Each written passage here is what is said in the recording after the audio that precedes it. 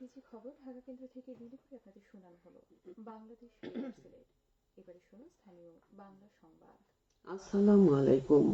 বাংলাদেশ বেতার সিলেট সংবাদ পড়ছি ফারহানা বেগম।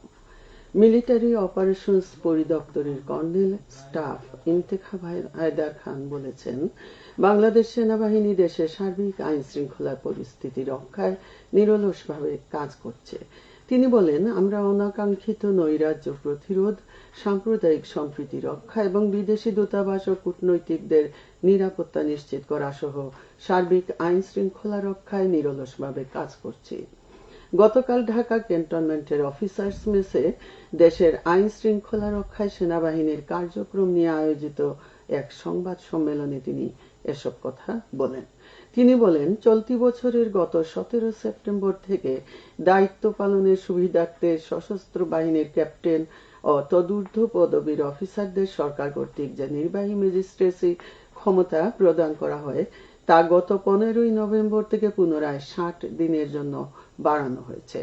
নির্বাহী ম্যাজিস্ট্রেসি ক্ষমতার সুষ্ঠু এবং নিয়মতান্ত্রিক প্রয়োগ নিশ্চিত করতে সেনাবাহিনীর সকল পর্যায়ের সদস্যরা সচেষ্ট রয়েছে। তিনি বলেন, বাংলাদেশ সেনাবাহিনী দেশে নিরাপত্তা এবং জনগণকে সহায়তা করতে নিষ্ঠার সঙ্গে তার দায়িত্ব পালন করছে। দেশের শান্তি ও স্থিতিশীলতার জন্য তাদের কর্মধারা অব্যাহত রাখতে সেনাবাহিনী অঙ্গীকারাবদ্ধ। সিলেটের বিভাগীয় কমিশনার আবু আহমদ সিদ্দিকী বলেছেন, অন্তর্বর্তীকালীন সরকার জুলাই আগস্টে ছাত্র জনতার গণ অভ্যুত্থানে আহত ও শহীদ পরিবারের সদস্যদের জীবন জীবিকা নির্বাহের ব্যবস্থা করছে। প্রধান উপদেষ্টা ডক্টর মোহাম্মদ ইউনূস এ বিষয়ে প্রতিশ্রুতি প্রদান করেছেন। ছাত্র জনতার গণ অভ্যুত্থানে আহত ও শহীদদের স্মরণে গতকাল সিলেট জেলা শিল্পকলা একাডেমিতে আয়োজিত সভায় প্রধান অতিথির বক্তব্যে তিনি একথা বলেন। সভায় আহত শহীদদের স্মরণে দাঁড়িয়ে 1 মিনিট নীরবতা পালন করা হয়। জেলা প্রশাসক মোহাম্মদ শের মাহবুব মুরাদের সভাপতিত্বে জেলা প্রশাসনের আয়োজনে সভায় বক্তৃতা করেন DIG Mohammad Mushfiqur Rahman, police commissioner Mohammad Rezaul Karim, police super Mohammad Mahbubur Rahman, civil surgeon Moniswar Chowdhury সহ বৈষম্য বিরোধী ছাত্র আন্দোলনের সমন্বয়ক, সাংবাদিক, ছাত্র জনতার গণ অভ্যুত্থানে আহত ও শহীদদের পরিবারের সদস্যবৃন্দ। স্মরণ সভায় বক্তাগণ বলেন, জুলাই আগস্টে গণ অভ্যুত্থানে শহীদদের নামে বিভিন্ন স্থাপনার নামকরণ এবং আহতদের সুচিকিৎসা করা রাষ্ট্রের দায়িত্ব। সভায় ছাত্র জনতার গণ অভ্যুত্থানে নিহত 13 জনের পরিবারকে আর্থিক সহায়তা দেয়া হয়। আহত ও শহীদদের পরিবারের সদস্যদের সম্মাননা স্মারক প্রদান করা হয়। এদিকে জুলাই আগস্টে ছাত্র জনতার গণ অভ্যুত্থানে আহত ও শহীদদের স্মরণে তাদের পরিবারের সদস্যদের উপস্থিতিতে স্মরণ সভা অনুষ্ঠিত হয়েছে গতকাল সুনামগঞ্জের শান্তিগঞ্জ উপজেলা পরিষদে। উপজেলা প্রশাসন এর আয়োজন করে। আন্তর্জাতিক ফিলিস্তিন সংহতি দিবস আজ। এটি ফিলিস্তিনের প্রতি সংহতি প্রকাশের আন্তর্জাতিক দিবস।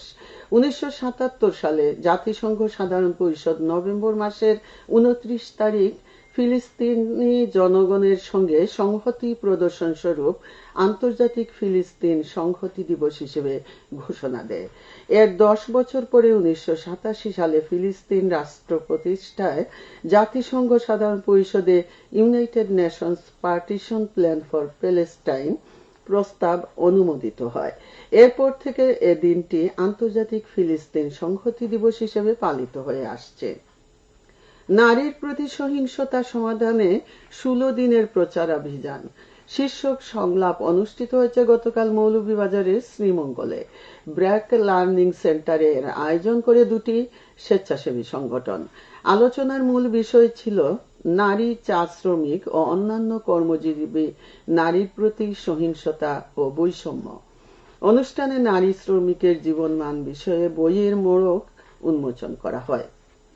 সাবেক শিক্ষামন্ত্রী নুরুল ইসলাম নাহিদের বিদেশ যাত্রায় নিষেধাজ্ঞা আরোপ করেছে সরকার। পুলিশের বিশেষ শাখা থেকে এ সংক্রান্ত একটি নির্দেশ হযরত শাহজালাল আন্তর্জাতিক বিমানবন্দর সহ দেশের সব বিমানবন্দরের ইমিগ্রেশন শাখায় পাঠানো হয়েছে। ওই তালিকায় নুরুল ইসলাম নাহিদের নামও রয়েছে। এ নিষেধাজ্ঞার আওতায় রয়েছেন 15 জন সাবেক মন্ত্রী, 8 জন পুলিশের ঊর্ধ্বতন কর্মকর্তা ও 20 জন সাবেক সচিব এবং 64 জন সাবেক সংসদ সদস্য। সন্তানকে সুশিক্ষিত ও সুনাগরিক হিসেবে গড়ে তুলতে সচেতনতামূলক মাস সমাবেশ অনুষ্ঠিত হয়েছে গতকাল মৌলভীবাজারের রাজনগর উপজেলায়। উপজেলার বালি সহস্র সরকারি প্রাথমিক বিদ্যালয়ে অনুষ্ঠিত সমাবেশে প্রধান অতিথি ছিলেন জেলা প্রাথমিক শিক্ষা অফিসার মোহাম্মদ খুরশেদ আলম। এ সময় বক্তারা বলেন, সন্তানকে সুশিক্ষায় শিক্ষিত ও সুনাগরিক হিসেবে গড়ে তুলতে মায়েদের ভূমিকার কোনো বিকল্প নেই। ভবিষ্যৎ প্রজন্মকে শিক্ষিত সুনাগরিক হিসেবে প্রতিষ্ঠিত করতে সকল সিলেটে সূর্যোদয় হয়েছে সকাল 6:19 এবং সূর্য অস্ত যাবে সন্ধ্যে 5:02। সংবাদ শেষ হলো। আমাদের পরবর্তী স্থানীয় সংবাদ প্রচারিত হবে বিকেল 4:30। আল্লাহ হাফেজ।